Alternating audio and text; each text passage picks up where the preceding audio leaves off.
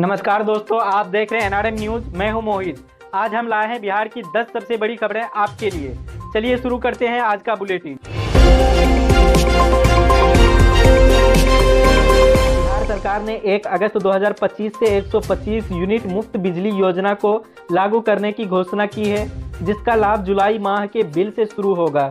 इस योजना से राज्य में 1.67 करोड़ घरेलू उपभोक्ताओं को राहत मिलेगी। खासकर गरीब और मध्यम वर्गीय परिवारों को मुख्यमंत्री नीतीश कुमार ने इसे बिहार के विकास और जन कल्याण की दिशा में बड़ा कदम बताया। इस योजना से बिजली बिल का बोझ कम होगा और ग्रामीण क्षेत्र में बिजली की खपत बढ़ेगी। हालांकि विपक्ष दल इसे विधानसभा चुनाव से पहले चुनावी स्टंट करार दे रहे हैं।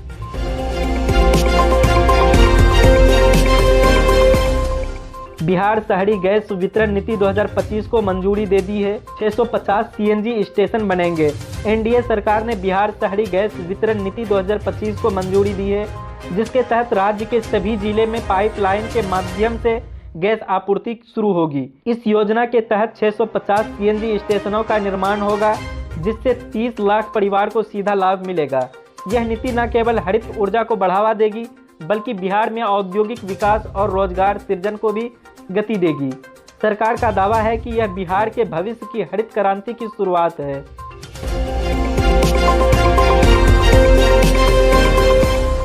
आशा और ममता कर्मचारियों की मानदेय में 3 गुना वृद्धि किया गया है। बिहार सरकार ने विधानसभा चुनाव से पहले स्वास्थ्य क्षेत्र में कार्यरत आशा और ममता कर्मचारियों के लिए बड़ा ऐलान किया है। आशा कर्मचारियों का मानसिक मानदेय 1000 रुपये से बढ़ाकर 3000 रुपये कर दिया गया है, जो 3 गुना वृद्धि है। ममता कर्मचारियों का मानदेय में भी समान वृद्धि की गई है। मुख्यमंत्री नीतीश कुमार ने इसे स्वास्थ्य सेवाओं को मजबूत करने और ग्रामीण क्षेत्र में कार्यरत महिलाओं की सशक्तिकरण की दिशा में महत्वपूर्ण कदम बताया।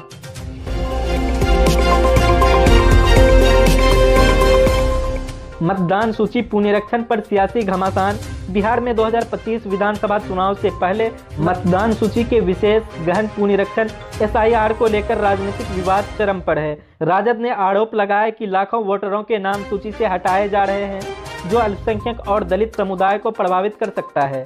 वहीं बीजेपी ने अपने 52,000 बूथ लेवल एजेंट्स को सक्रिय कर मतदाताओं तक पहुंचने का निर्देश दिया है। चुनाव आयोग ने कहा कि यह प्रक्रिया पारदर्शी है और 26 जुलाई तक प्रपत्र भरने की अंतिम तिथि थी।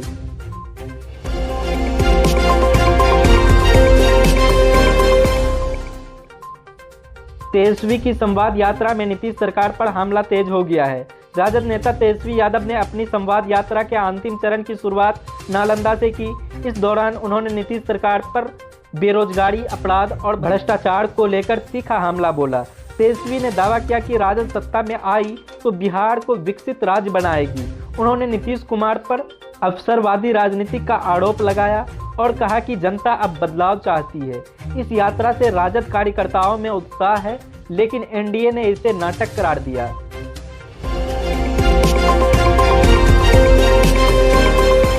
लोजपा के नेता और केंद्रीय मंत्री चिराग पासवान के 2025 विधानसभा चुनाव लड़ने की चर्चा तेज हो गई है। उनके जीजा और सांसद अरुण भारती ने कहा कि अगर गठबंधन में सहमति बनी, चिराग बिहार में बड़ी जिम्मेदारी संभाल सकते हैं।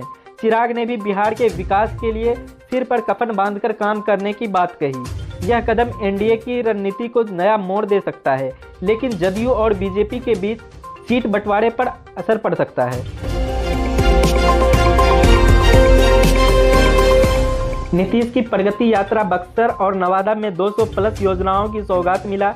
मुख्यमंत्री नीतीश कुमार अपनी प्रगति यात्रा के तहत बक्सर और नवादा पहुंचे, जहां उन्होंने क्रमशः 12 और 202 विकास योजनाओं का शुभारंभ किया। नवादा में 211.96 करोड़ रुपए की परियोजना का उद्घाटन किया। इसमें मेडिकल कॉलेज की घोषणा शामिल है। बक्सर में सड़क, शिक्षा और स्वास्थ्य से जुड़ी परियोजनाएं शुरू की गई है।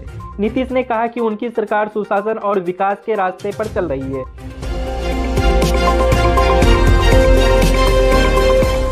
बिहार कृषि विश्वविद्यालय के प्रयासों से सुपर फूड मखाना को जीआई टैग मिला है। यह उपलब्धि मिथिलांचल, सीमांचल और पूर्वांचल के मखाना उत्पादकों के लिए गर्व की बात है।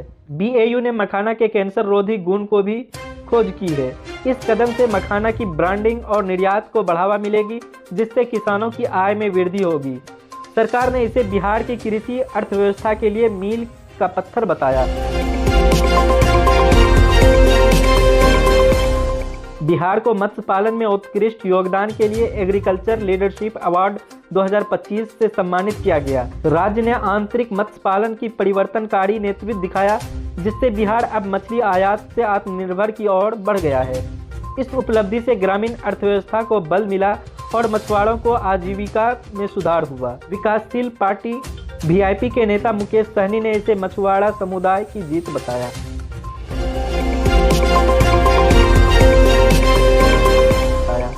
पटना मेट्रो रेल कॉरपोरेशन ने राज्यसभा में मेट्रो स्टेशन निर्माण के लिए जमीन हस्तांतरण की मांग की थी, लेकिन राजभवन ने एनओसी देने से इनकार कर दिया।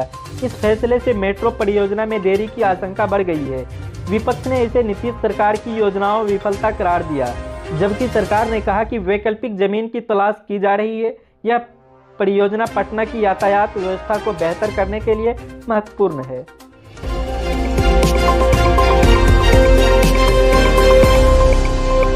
दोस्तों, अगर आपको यह वीडियो पसंद आया हो तो हमारे चैनल को सब्सक्राइब करें, वीडियो को लाइक करें और कमेंट में अपनी राय जरूर दें।